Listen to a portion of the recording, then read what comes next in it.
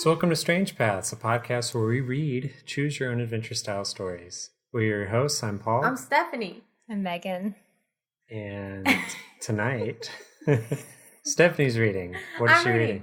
Well, it's called Struggle Down Under. Oh. What do you think about that title? I like it. We just had our struggles of our own for like an hour. Yeah. So if anything sounds weird, we don't care. Yeah, if our voices have dropped or if they crack. It's fine. Could be due to some struggles down under. Yeah. I'm so sorry for the terrible Australian accent I'll inevitably do at some point. Here's the picture. Ooh. What do you think about that? So it looks like we have an SUV crushing a human skull. Or is that is that a human skull? Looks human to me. I think so. And then there's a giant worm or anaconda in front of it. Why would you think that's a worm? Because it's Australia. That's true. Yeah. Looks segmented also. Could be worm. Yeah. And then there's like a biplane above it. Mm-hmm. But that's not a biplane. This sounds like a big struggle. Yeah. The struggle is real. And it is down under. Yeah. Alrighty, let us dig into this warning that'll be completely different from all the other warnings that I've read every time we read one of these books. Oh, also it's by Shannon Gilligan, who is the same author. We've read one of her books before. It was Cup of Death. Do you remember that one?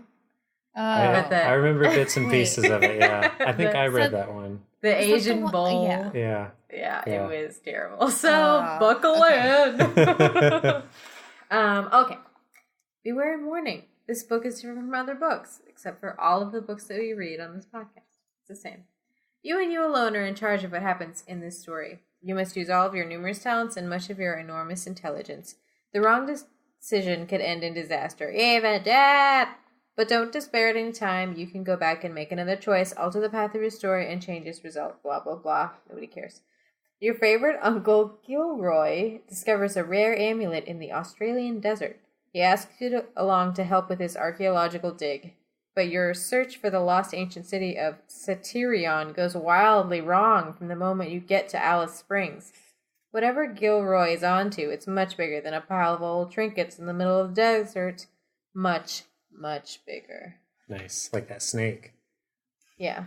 And the SUV that you're driving as a child. Do you think that's your uncle's skull that you're crushing? Yeah, it's already picked clean and bleached by the sun. Yeah.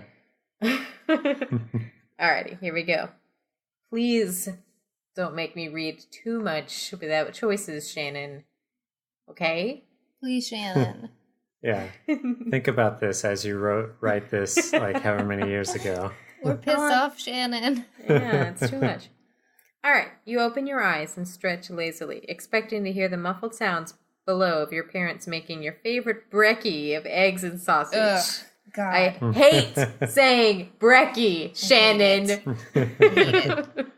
Then you remember, your mom and dad left Australia yesterday for a 3-week vacation in the United States. That sucks. They're just not going to feed you when you're like a child left alone. Yeah. For the first time in your life. But where's the smell coming from? Expecting to hear the muffled sounds. Oh, so we haven't gotten to the smells yet. There's no smells. Okay. For the first time in your life, you're on your own. Just think, Ned, you say to your cat while you get ready to brush your teeth. 3 whole weeks to live it up. By yourself. Talking to your cat, that's a good start. Yeah, his name's Ned, so he knows everything. A few minutes later, you've put the kettle on for tea and are about to pour yourself a glass of orange juice when you hear a knock at the front door. Really stocking up on those liquids early. Mm-hmm. Ned stops licking his paws long enough to follow you as you answer it. His paws are bald. Just I'm trying to get continuously. Cricket to stop licking right now. Aww. So you're in the struggle too. Yeah. Oh, God. G'day, Waldo. You say cheerily. Isn't that what the mood I just portrayed? Mm-hmm. Good fucking day, Waldo. Waldo, your neighbor and friend, delivers the newspaper every morning. What's up?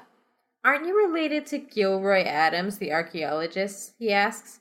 He's my mother's youngest brother, you reply. Why? Here, Waldo says, handing you the paper. He's made the front page of today's Melbourne Age. Melbourne? Sure. It's important. And probably a lot of other papers. Thought you'd be interested. Thanks, you say curiously as Waldo heads off to finish his paper route. How do you say thanks curiously? You unroll the newspaper. The picture on the first page is Gilroy, all right. You read the article. Gilroy Adams. I'm having a hard time not imagining Gilroy Lockhart. Lockhart, yeah. Gilroy Adams, 27-year-old renegade archaeologist. He's a renegade? Can we talk about how he's 27? Yeah. Because to become an archaeologist, you have to, it's like almost like medical school. I think that still works out. And he already isn't a renegade and like discovering big things. Like he's going to be an assistant for a long time. He bucks the system, right? He probably uses like big brushes instead of little ones. Oh, don't.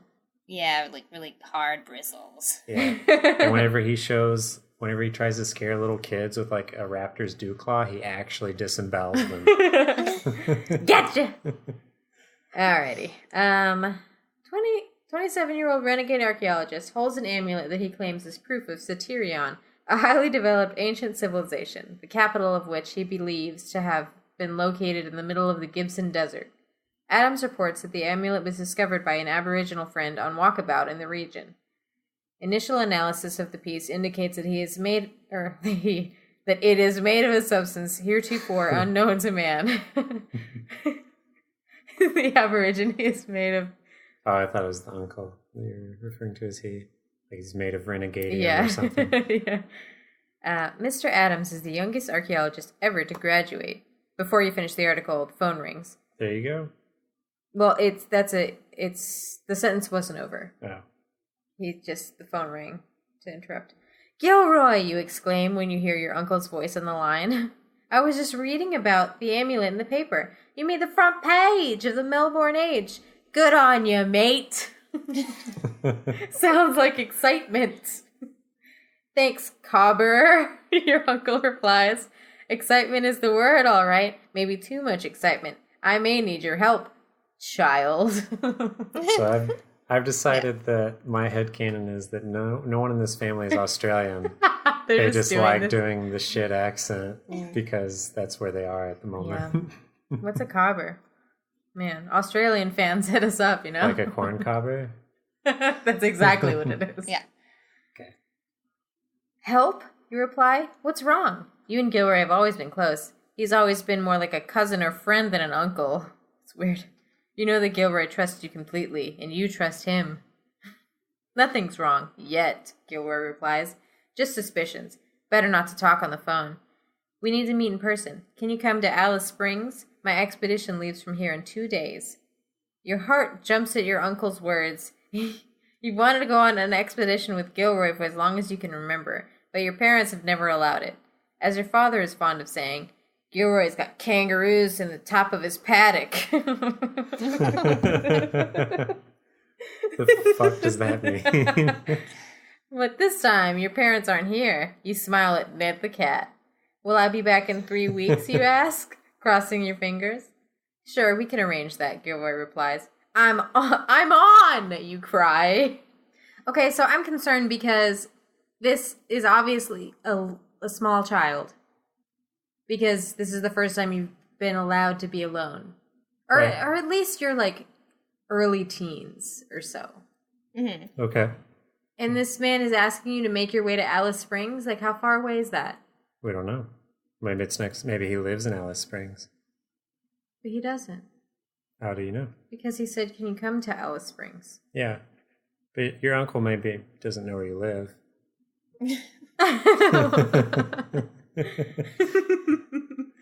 Okay. Gilroy gives you the address of his hotel. I'll be there as soon as I can, somehow, he promised before hanging up. Didn't say that, but I put it there. Later that morning, you busily pack for your trip. Your friend Waldo and Ned, who is not too happy you're leaving, look on. What happens if your friends find out... Wait, what happens if your parents find out where you've gone? Waldo asks nervously.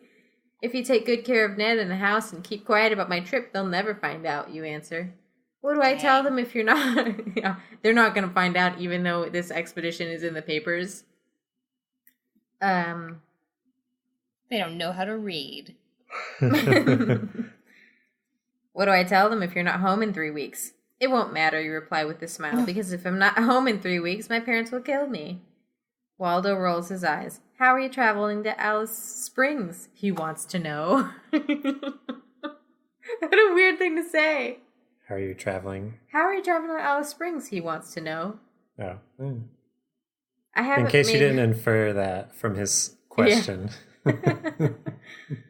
I haven't made up my mind. The train is cheaper, but if I go that way, I won't get there till tomorrow morning. If I take a plane, I won't have any money left over, but I'll be in Alice by dinner. Don't say that, dude. Dude's confident. I like it. Beep, beep. The taxi you called is announcing its arrival. Better decide soon, Waldo points out. Right, I will, you reply. Can you help me bring my things to the taxi? If you decide to, or you can go by train or by plane, which one do you want to do? Do you want to be in Alice by dinner, or do you want to take it slow? I want to be in her by dinner. Yeah, in her by dinner. And that's our first shirt. You give Ned a goodbye pat. It's like, wait, is Ned the friend of the cat? Then you and Waldo carry your bags to the waiting cab. You've got your Tucker bag for some food, just in case. What the fuck is a Tucker bag? One look at the cloudless January sky, and you're glad you decided to fly. Anyway, you say to Waldo, the sooner I'm in Alice, the better. Have a rip snorter out there. Ugh. But most of all, be careful. Waldo tells you for the 10th time. I will, you promise. Thanks heaps, Waldo. I couldn't do this without you. Dinner by dinner. I think this is Alice. Might be. When you reach the Melbourne airport, you find out the next flight to Alice Springs leaves in 4 hours. And it's booked solid, the ticket clerk tells you. If you'd like to take it, you'll have Alice is busy. Yeah, Alice has got plans. If you'd like to take it, you'll have to fly standby. Standby, you cry. But I have to get to Alice by dinner. I have to get to Alice tonight. Why don't you see if there's a space in the mail plane, she suggests. Go to the last desk before baggage pickup. You hurry over to where she pointed. Sure enough, a mail flight destined for Alice Springs is about to take off. It makes lots of stops, the man informs you. You won't arrive much before the regularly scheduled flight, and you won't be all that comfortable, but at least you'll make it tonight. Shall I enter your name on the passenger list? So what do you think? Do you want to fly in a real plane and go on standby? Yeah, I want to go in the mail plane. Yeah, mail plane. You know, to get to Alice. Yeah. You gotta get your mail plane in Alice by dinner. Fly it in. Fly it on into that wide open hangar.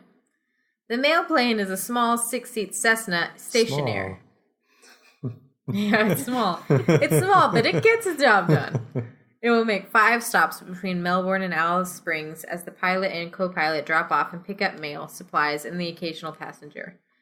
Today we're also stopping at a cattle station to deliver some emergency allergy medicine, the pilot tells you cheerfully. Aww.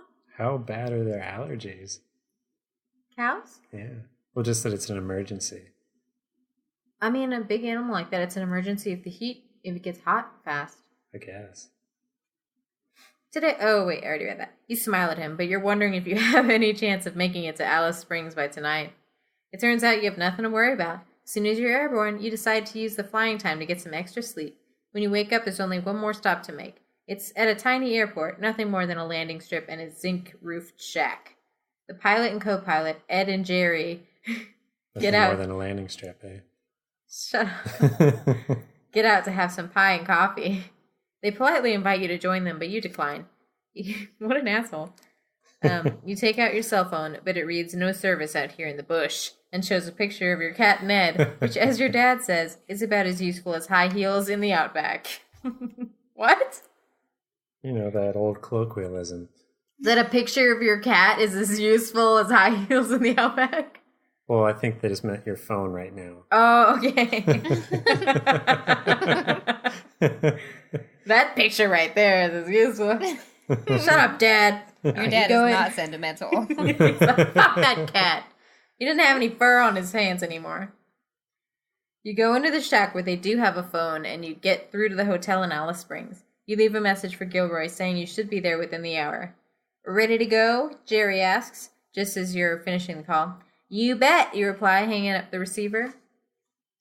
You haven't been in the air long when Ed says, Where the heck did that come from? Something in his voice makes you look up from the book you've started reading. Straight ahead is a large, mean-looking storm cell. The weather report said all clear when we took off, Jerry tells Ed. Call Alice, see what they say, Ed directs. A few seconds later, Jerry replies, They say there's nothing on their weather maps. What is it then? Ed asks. The small craft begins to bounce uneasily. A little nervously, you check your seatbelt to make sure it's fastened. You wish you weren't the only passenger now. Suddenly, the air grows very dark. Raindrops begin to drum on the metal skin of the aircraft. Ew. Lightly at first, then in force. Lightning crackles outside the window. The air grows dark? Yeah. Okay. You look at the faces of the two pilots. Is it your imagination, or are they turning green? Ew. Just before you're about to ask if things will be okay, Jerry gets up and staggers past you to the back. I'm going to the chunder, mate. With that... Oh, I'm going to chunder, mate. It's not a room like I thought it was. Okay. And with that, he throws up in a paper bag. Oh. This isn't looking good, you think to yourself as your tummy feels squeezy. Your 8-year-old tummy, alone on this plane. And I think it's something I ate. Food poisoning. Maybe. Wait, It's the coffee and pies. I bet you it wasn't as good as Twin Peaks coffee and pie. Probably not. I've never been airsick, Jerry says hoarsely before getting sick again. We both ate it, whatever it was, Ed replies. His skin is as pale as a sheet, and beads of sweat cover his brow. He turns to you. I'm afraid we're in trouble. Do you know anything about planes? What? My friend Waldo has a flight simulation program on his computer. For a Cessna, too. Yeah, this is like a Jurassic Park situation where she just happens to be a hacker. It's a Unix system. You reply without mentioning that your friend Waldo only lets you watch him play it. At that moment, you hit an air pocket, and the plane drops 50 feet. You feel like your stomach's on the ceiling. As the plane dizzily swoops back up, you cry out, Tell me what to do! Come up here next to me. Stay on 180 degrees, that dial there, Ed replies, indicating the controls. Why is this happening? This is stupid. They're like the computer... Wait. They're like the computer program, so that gives you some confidence. A tiny little bit. Try to maintain altitude and make contact with Alice air traffic. God, that was hard to say for some reason. They'll have to bring you in. Ed says this last in a hoarse whisper. He looks as if he's beginning to lose consciousness. Alice will have to bring you in. She'll have to bring you in. Alice Airport, please come in. Alice Airport, this is a mayday! You yell into the headset you've grabbed from Jerry. Boom! What happened? Jerry, shit himself. You've been hit by lightning! Oh, no. The blast blows out the entire instrument panel. The dashboard before you is worthless. The dashboard before you is a worthless smoking mess. So much for counting on the computer to do it. This'll be hands-on flying. Meanwhile, the storm rages, and the little plane is tossed around like a leaf in the wind. Suddenly, the plane goes into a steep, screaming dive. You look over to see the unconscious pilot slumped over his yoke, forcing it forward. Did these guys not, have any training in how to, be... They're violently sick, Stephanie. They're just passing out and puking, puke in the seat, and still fly the plane. You can't do both. Yes, you can. Oh. Hey, I puked in a Cessna. Were you flying it? Yes. You weren't flying. He made me. I told you about this. I told you. I had a job at a little airport, and he took me up, and he was like, "Oh, play with this stick." That sounds weird. But then I did, and then I bombed, but I still had control. Anyway. Nothing to read into that. Okay, you grab him by the shoulders and push him back onto his seat. You pull your yoke hard with all your strength, pulling the small aircraft out of its dive. You're fighting off panic. Just try to maintain altitude for now, you repeat over and over to yourself. You'll have to do it by feel. Every time the plane seems to ascend or descend, you try to make an adjustment. But this tactic won't work forever. The fuel tanks were low when you took off, and you'll have to land sometime. This is bullshit. Sure enough, the engines begin to sputter several minutes later. You have no choice. You must land. Frantically, you search for an opening in the clouds. There's one! A patch, lighter gray than the rest, emerges ahead. You go for it, pushing the yoke forward. You put the plane in a shallow glide path to Earth and watch the air speed to prevent stall. How do you know? Suddenly... Because we watched the flight simulator. Yeah. Suddenly you're below the clouds, dropping. The last thing you remember is the Earth rushing up to meet you. You pass out before you hit the ground. Ooh. Hours later, you wake Shannon. up. Come on. Why does she want to hear me read? You know? I don't know. Yeah, I don't know. Tell us why, listeners, in an email. Yeah. Although you're aching all over, you seem to be unhurt. Groaning, you sit up and look around. You've crashed somewhere in the desert. The rain and thunder have stopped, but the wind is still blowing fiercely. Your eyes travel slowly over the interior of the plane. Jerry was thrown against the rear bulkhead, dead. What? Yeah. You can tell his neck is broken. Ew. So it's his skull that we drive over. Yeah. At first you don't see Ed, then you realize he is lying crumpled under some equipment that fell out of an overhead storage compartment. As you watch, he rolls over. My leg! He moans. Oh, SpongeBob. You give it a quick look. It's obviously been smashed. You can't tell how badly. And Ed seems to be in shock. My leg smashed. But who smashed his leg? Ew. You search the cabin for some water and find a couple of gallon jugs under a seat next to Jerry's body. A search turns up some stale bikkies and some chalky wrappers. Man, we are saved. What the fuck? It's a bicky and a chalky. So I'm guessing chalky is chocolate. And bicky is biscuit? Maybe like a cookie? I couldn't decide if it was that or like some lighters.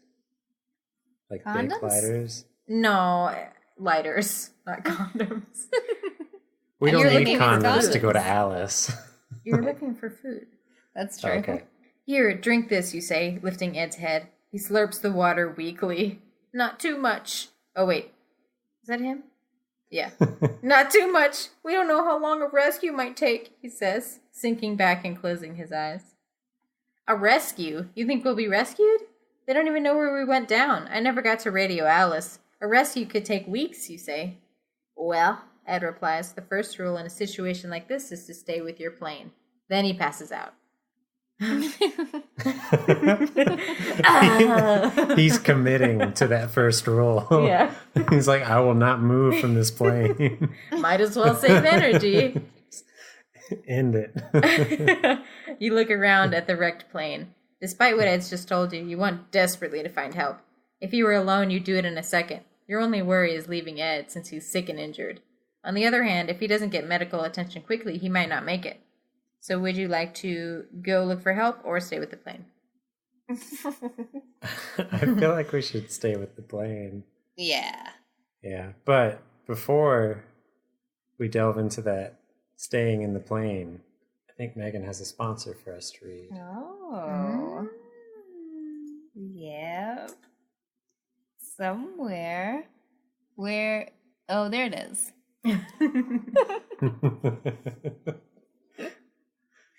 Here's the sponsor.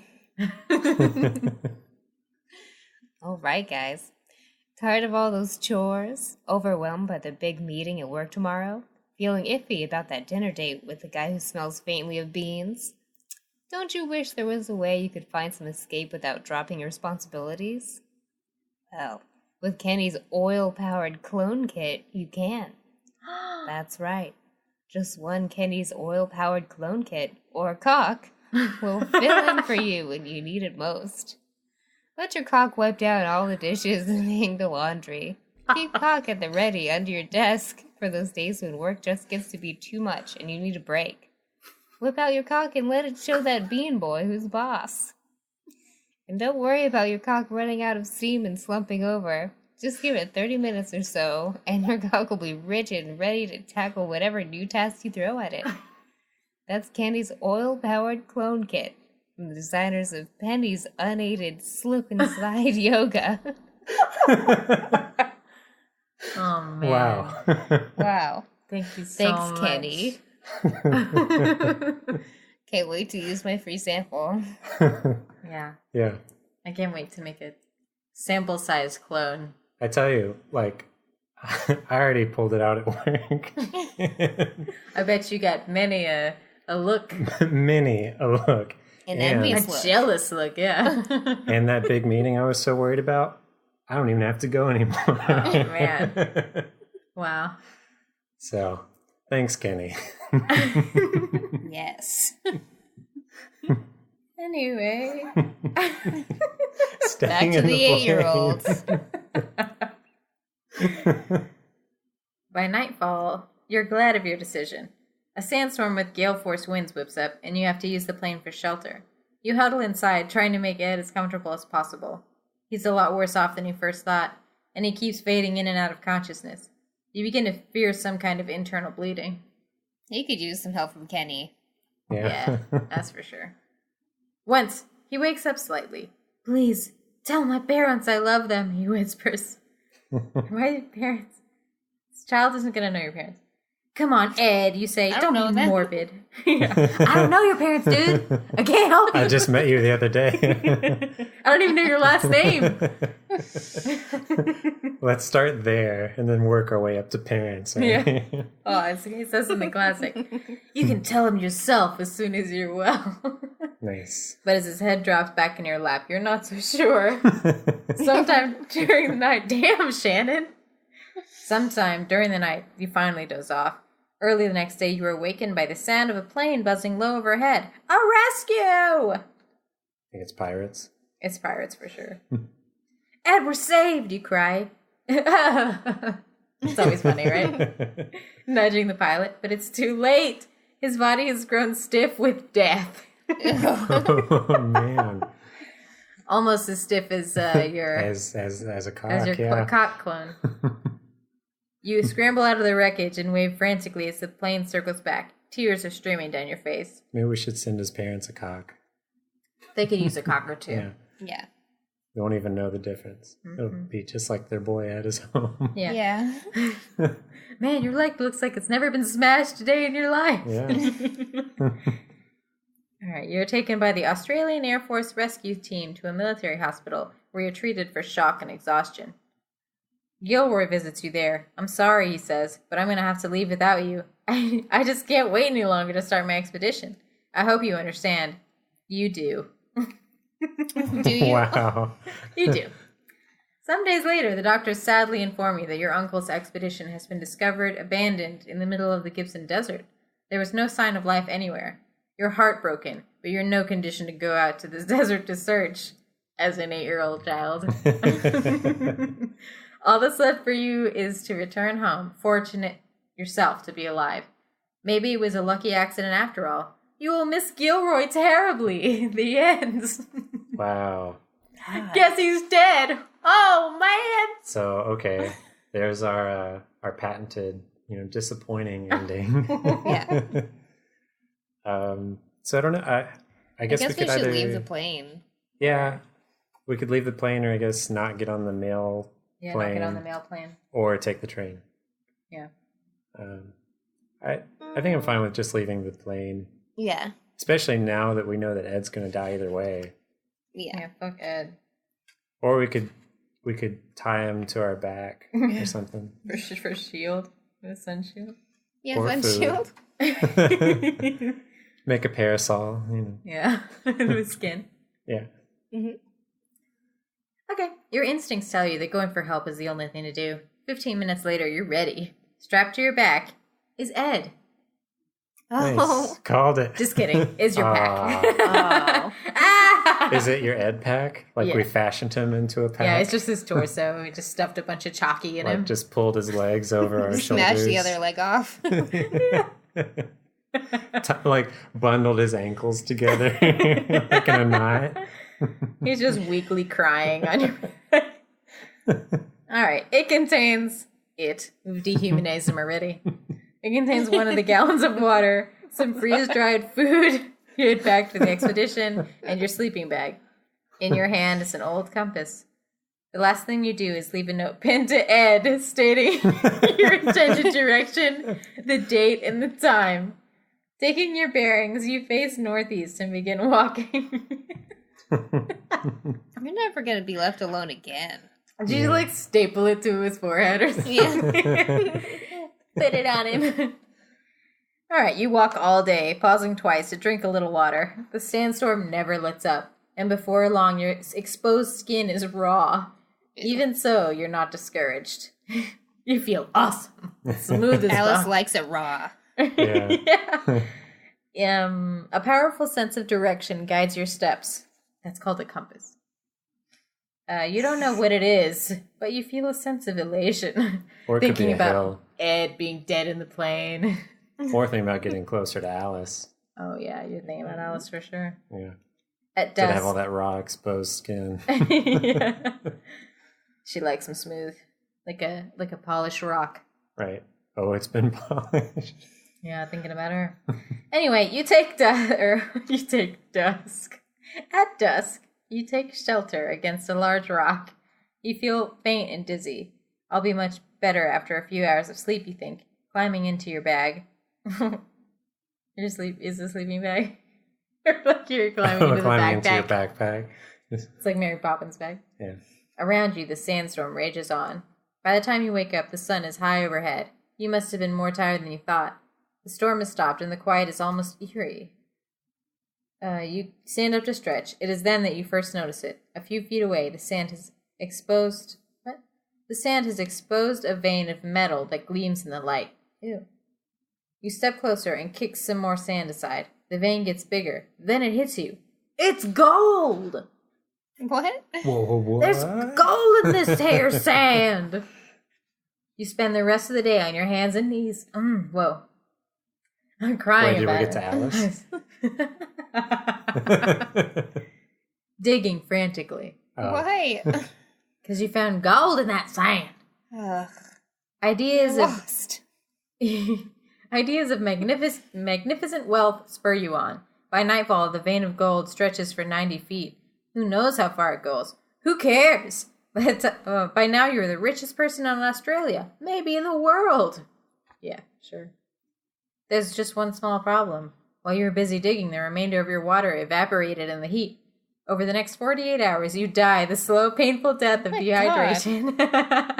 You had gold fever. By the time you're gone, the wind has blown the sand so that no one will know that you are the gold wherever there. Nice. We take it with us to our grave. Yeah, it is our grave. No wonder Australians call the outback the Never Never. The end. Do they? Do they call it the Never Never? How would we know? We don't even know what chokkies and bikkies are or whatever it is. Yeah. I think that's the best ending. That's the canon ending. A really good ending. Yeah. we got everything we wanted. Yeah. And we can just assume that Uncle Gilroy's trip was amazing. Yeah. Or he's dead, or he's buried in the sand too. Right. Or he just spent all his time in Alice. Ned's okay. How could you not? Yeah.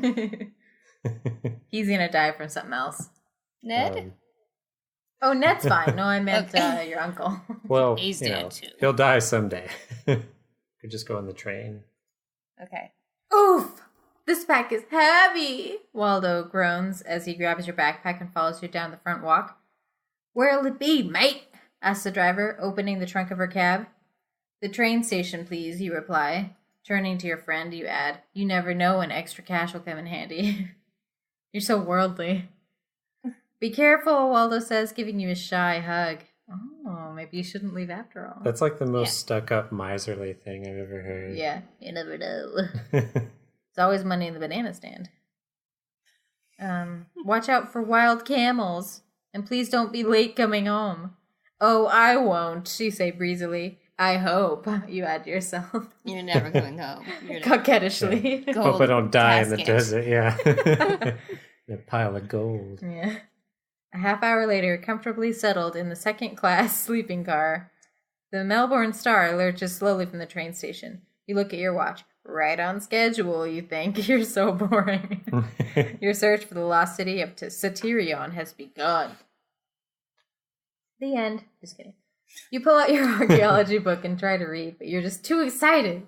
You decide to go to the dining car and have a bite to eat instead. You close your compartment door and move carefully up the narrow corridors, swaying gently with the train. Whomp! A short, pasty-looking man veers around a corner and plows right into you. Excuse me, sir, you say politely, trying to help the man back to his feet. He furiously clutches a worn black briefcase to his chest and squirms from your touch. Rack off, you whacker! I can get it myself! He barks in a heavy accent you can't identify. It's doubly strange because he uses Australian slang. Just like you. Wow. He shoves you out of the way and hurries off. What's he all wobbly about, you wonder? He was as cross as a frog in a sock. He acts as if I'd tried to steal a stupid briefcase. Now you gotta steal that stupid briefcase. Yeah, we should totally steal that briefcase. You reach the dining car and order a double coffee milkshake. Wow. As you drink, you forget the strange man. You're lost in daydreams of a lost civilization and the artifacts you'll find with Gilroy and the mysteries that lie ahead, waiting to be unraveled. Dining car's closing. Dining car clothing. Exactly, see? Come get some clothes. What? You ask, coming back to reality. I said, the dining car is closing. It's 11 o'clock, the waiter tells you. He's from Brooklyn or wherever the accent I'm doing is from. Oh, yes, sorry, you say, rubbing your eyes. Outside, a dark, starry sky.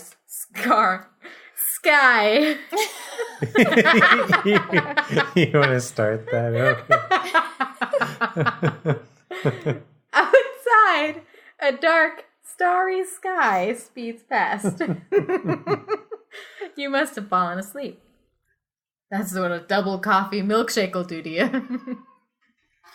All right. You stand up, leave a tip on your table, and head back to your seat. Passing through the first class cars, you spot the odd little man that you bumped into. He's alone in his compartment. God damn it. He's alone in his compartment and appears to be sound asleep. His precious briefcase has fallen out of his grasp and opened. Papers are fanned out all over the floor near his feet. You feel a sudden urge to look at the papers. Just what's so important about them? You glance stealthily up and down the corridor. No one is in sight, and if someone does come along, you could easily pretend you're picking up the papers. But what if the man wakes up and recognizes you? What if he's not asleep at all? Just playing possum to lure someone to look at his papers. Alrighty, do you want to look at his papers or not? Yeah. Yeah, I don't know. Part of me doesn't want to give him the satisfaction. Do you want to not look at him? I mean, we could... That's a funnier choice, I feel. Just not look at him? All right, let's... I don't need your papers. You walk right by the papers. If that weirdo were to wake up, you'd think he'd probably call the railway police or something. That's a thing. You continue to your sleeping compartment. Once in bed, you are quickly rocked to sleep by the train. Several hours later, a clicking noise in the hallway jerks you awake. Someone is trying to pick the lock on your compartment door. Read my papers. Why didn't you care? As you lie there frozen, the train zooms by a lit station. For a split second, you see the silhouette of a tall, heavy-set figure against the light. Then it's gone. By the time you clamber out of your bunk and check the hallway, no one's there. Should you tell a porter what just happened? You finally decide not to. Finally. You just considered it for a second. The lock looks fine, and you're not sure anyone would believe your story. Yes, they would. You're just trying to make trouble. The porter might just think you'd been dreaming as you stare down the quiet hallway. You're not sure you haven't been. I'll be glad when we get to Alice Springs, you think with a shudder. You toss and turn uncomfortably for the rest of the night. When the Melbourne Star pulls into the Alice Springs station in the morning, you feel anything but rested. What is wrong with my mouth?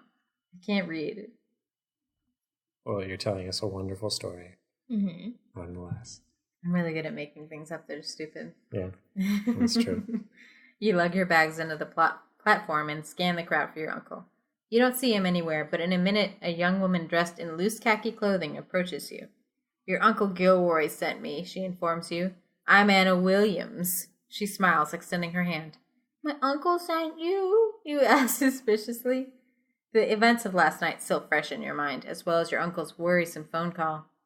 Yes, he asked me to take you back to the hotel and brief you along the way.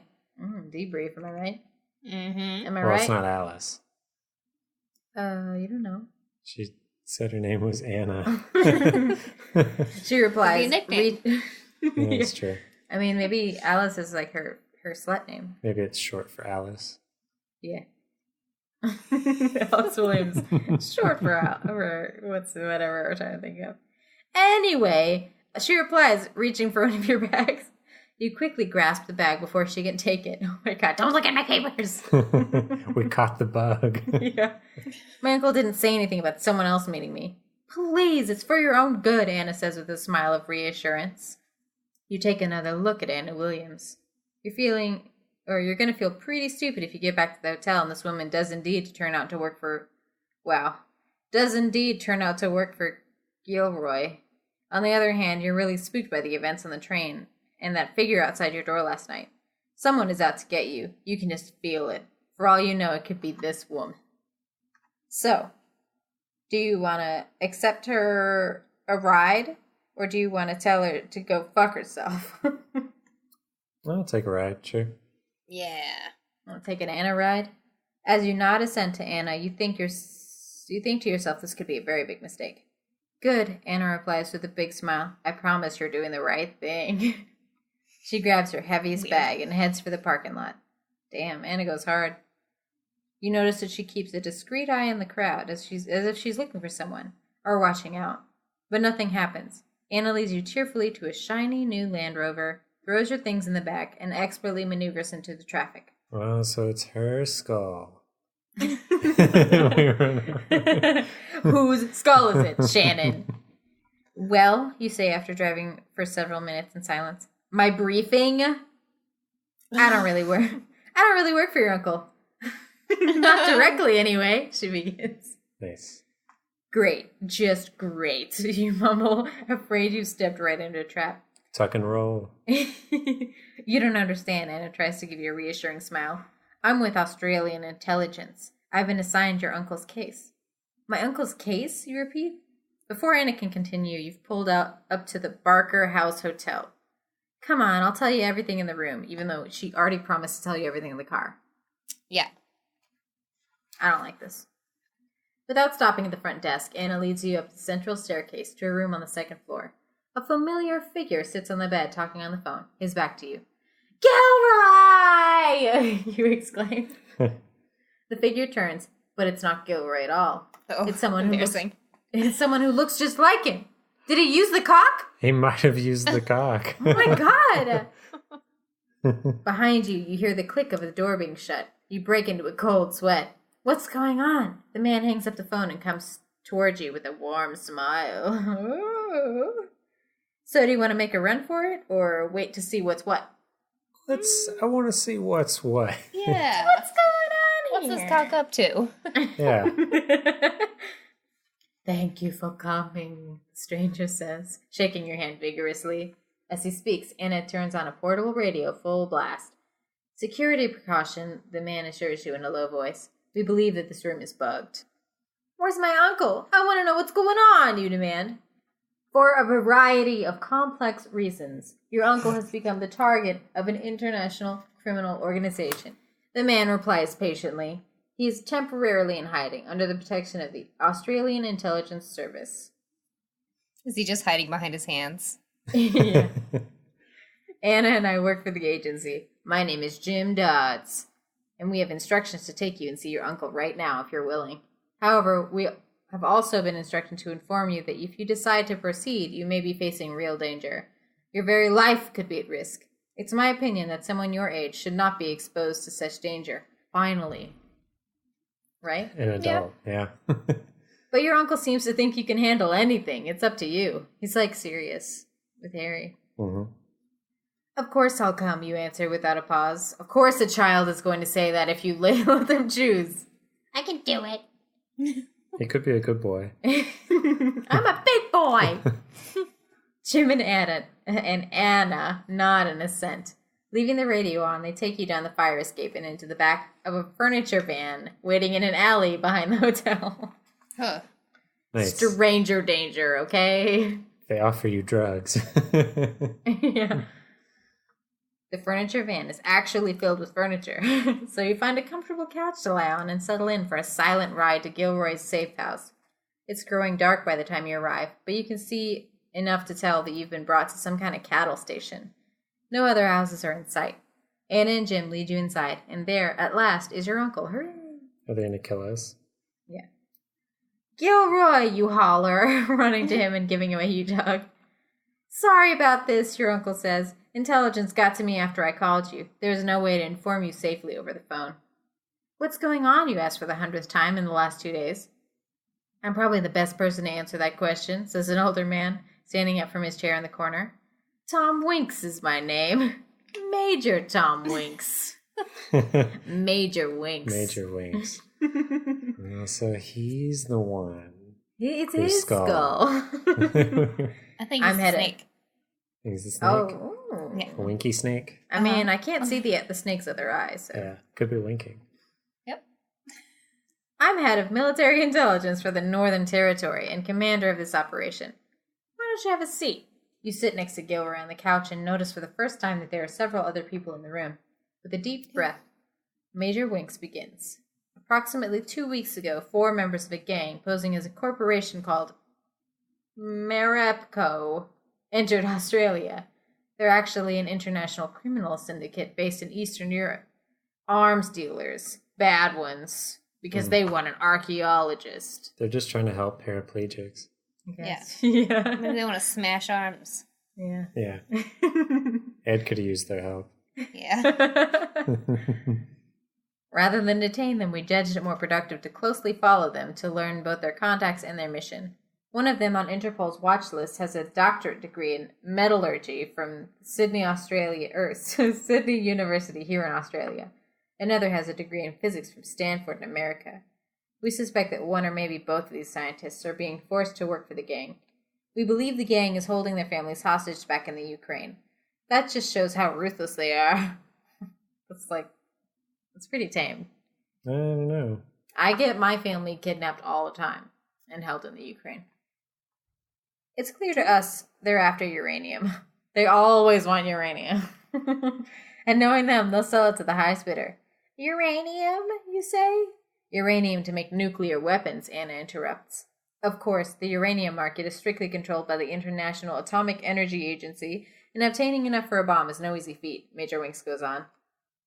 You're telling all of this to an 8-year-old child. Why? Yes. The one alternative these groups have is to acquire it from an entirely new source. For instance, a mine where no controls have been instituted. Best of all, one that hasn't even been officially discovered.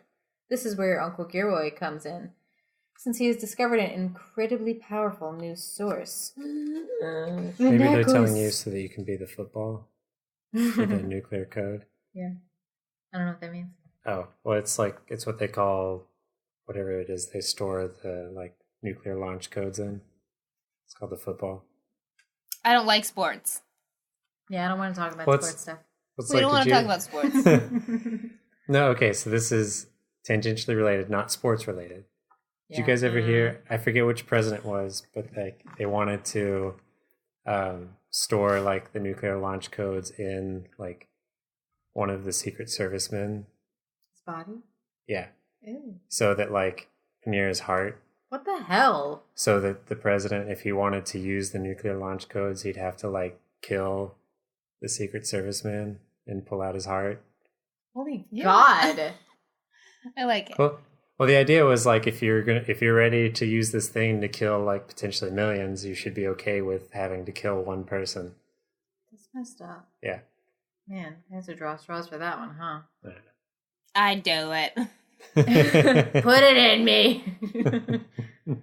Alrighty. What does Gilroy have to do with uranium, you ask? Before this amulet business, I had projected the location of the lost civilization. God.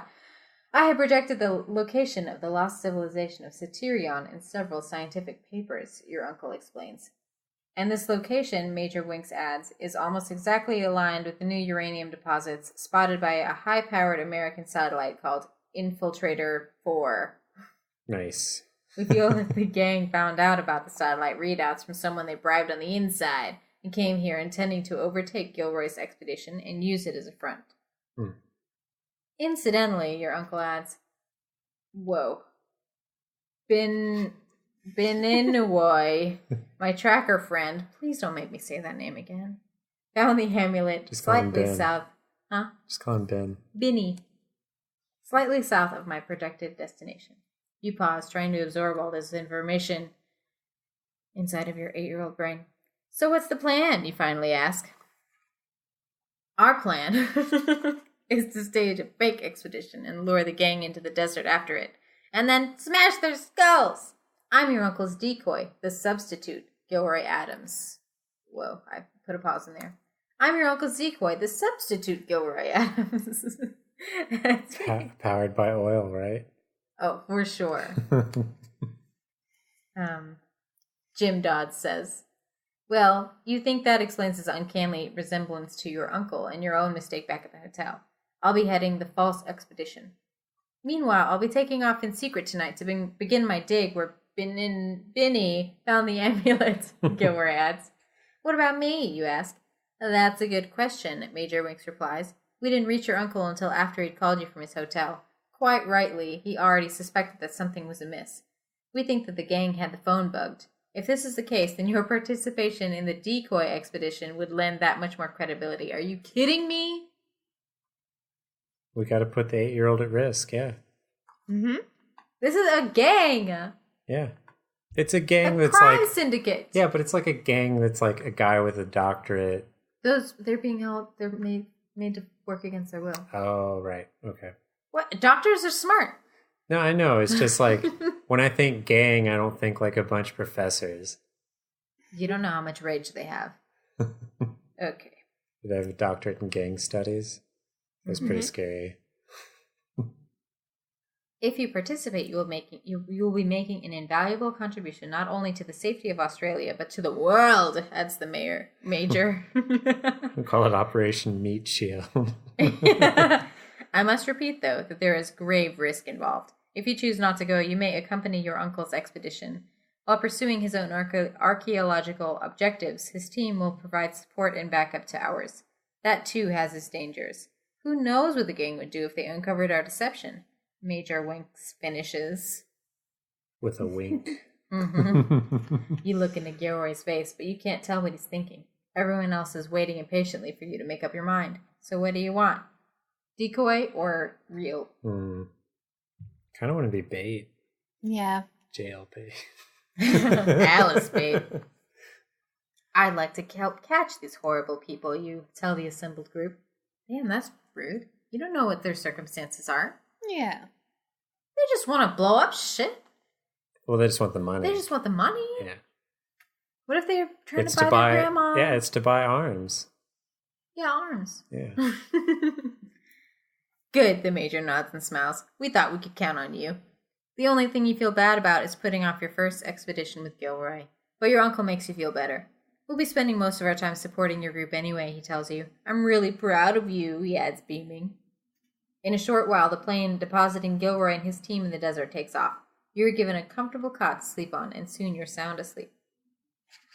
Also, I'm guessing Gilroy has a terrible relationship with your mother. Yeah, I mean, you're not allowed to go anywhere with him, so he's probably a shitbird. Well, yeah, because I'm just saying, like, he said nothing to stop us from like putting ourselves in danger. Mm-hmm. The next morning, decoy and such. The next morning, Major Winks fills you in on details.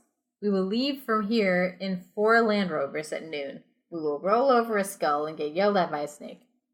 It will be simpler to fly, of course, as your uncle did, but we want to give the gang a good chance to follow us. Our uncle can fly.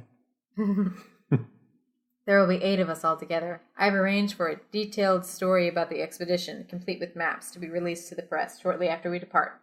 This will give us plenty of lead time. It will also give the enemy our exact location. They must be really stupid if they follow you guys. They're so dumb they even put a map out? We'll head into the Gibson for several hundred miles and camp overnight. The uranium belt thereafter is about 600 miles from here. That will be our final destination, he finishes. Again. Any questions? Man, I'm sure reading a lot. Yeah. I hate you for making us do this, by the way. I didn't make anybody. What do we do once we get there? You want to know. You don't ask. You just get shot. That's all you do. Yeah. You jump in front of the decoy. Since Jim will be posing as Gilroy, he'll go about what will appear to be normal archaeological pursuits. Major Winks explains. He doesn't know. He'll be doing regular archaeological.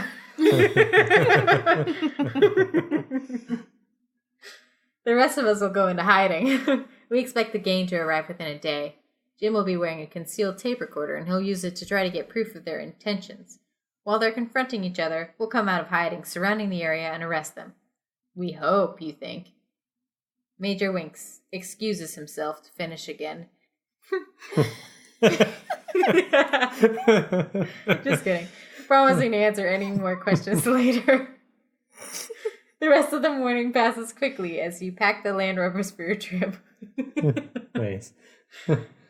Spirits are high when you pull out of the corral at midday. You're assigned to the Land Rover driven by Anna. Your cargo includes most of the food and some water drums. That's good. So you don't have to eat Ed, Right. Or use Anna as a backpack. The drive is dusty, hot, and dull. You're grateful for the first night's camp and the arrival of dusk. The sight of your bedroll makes you yawn hugely. Why don't you lie down for a little while, Anna suggests. I'll wake you when dinner's ready. Thanks, you say, curling up near the fire. Even with all the noise of camp, you fall asleep quickly. It's hunger, not Anna, that finally awakens you. You look about, but no one seems to be around. The Land Rovers are still there. Some tents have been erected. A pot boils on the fire. Maybe they're all asleep. You go over to a small rise and see the men walking back and forth. They have on earphones and point what looks like metal sticks towards the ground. Geiger counters. Or maybe metal detectors. Or both. They're just looking for some bottle caps. Yeah. Mm-hmm. You've seen those before. You then hear a woman's voice. It's Anna, and she's as mad as a cut snake. It's an Anna you haven't heard before. You're aroused. It sends chills down you. Where is she? You spot the back of her head as she sits in a gully. You instinctively duck down. She's on a satellite phone. 10 million was a deal. Euros, not dollars. Your client is your problem, not ours. You think it's just lying out here to be picked up? 10 in the account in Geneva by noon. No one suspects. They think we're the good guys. With that, she laughs. 10 by noon. Dang. Nice. I'm so surprised. I'll be stuffed, you mutter to yourself as you're totally shocked. But I haven't eaten anything. Yeah. I'll be stuffed with dinner. Once again, things are not at all what they seemed. You realize they're the gang. All this talk about luring the gang was nothing but a clever ploy so no one would suspect them, hiding in plain sight. What to do now? What do? They start to turn around. You run back to your bedroll and pretend to be asleep. Like that little kid pretending to be asleep, like... Honk, shoo! A while later, the other members of your team amble back into camp. You overhear Jim Dodds talking to Major Winks. The kid's fooled for now, he says, but what happens when we begin mining? Don't worry, we'll figure out some creative method of disposal, the so-called Major Winks replies. He then says something in a language you don't understand, but you do understand the word dollars very clearly. Wow. Nice. You're good at listening. As reality sets in, you're filled with panic. This is no decoy trip. These people are going to sell uranium to people who want to make an atomic weapon and use it on innocent people.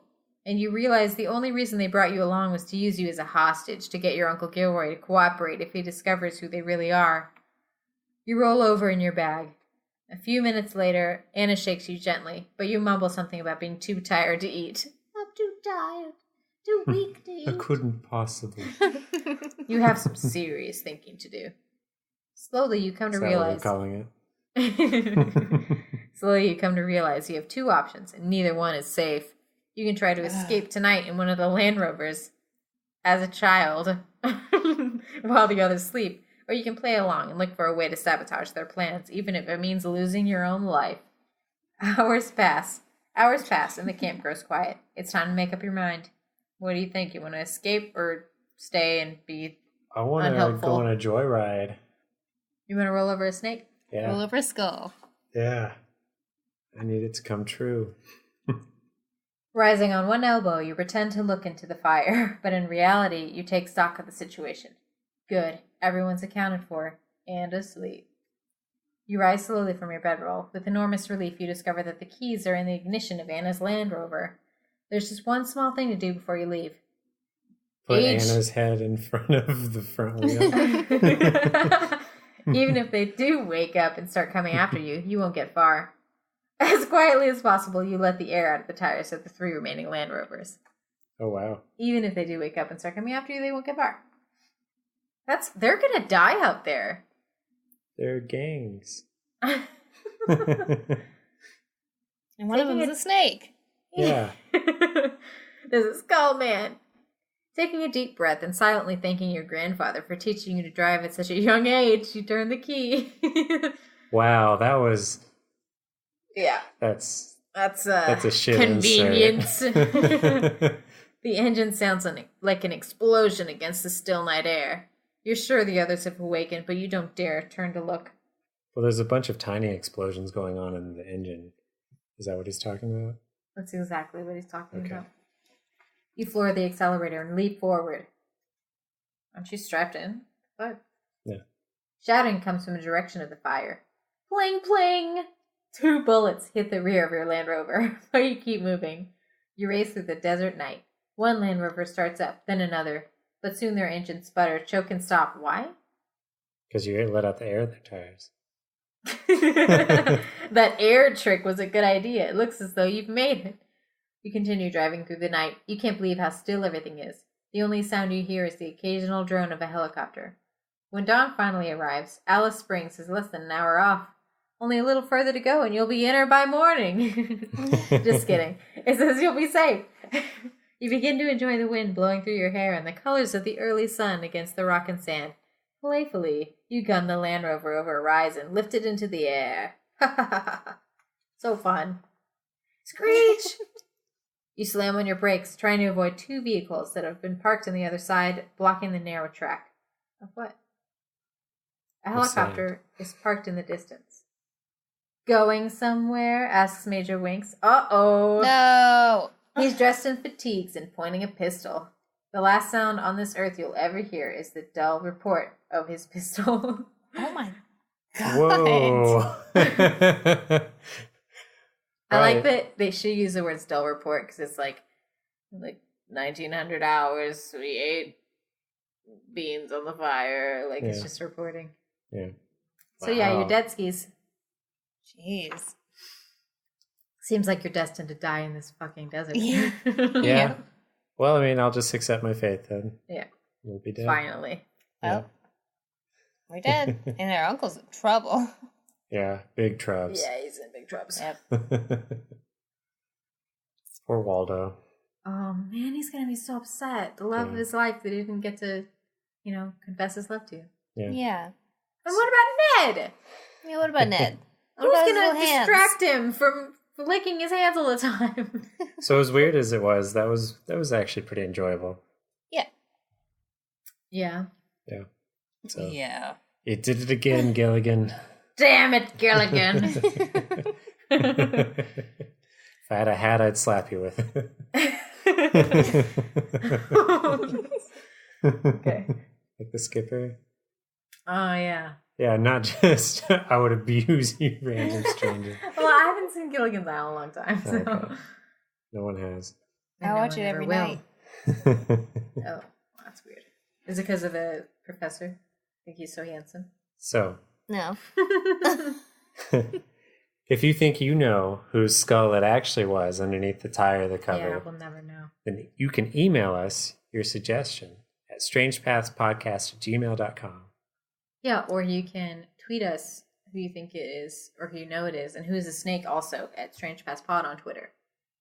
Or you could email me what kind of stuff you'd like to do with that skull at bozosglowglobes@gmail.com. All right. And make sure you enjoy a Kinney's oil-powered clone kit. Yes. Everybody needs one. Mm-hmm. And we'll catch you guys next time. Catch you on the clippity. Bye. Bye.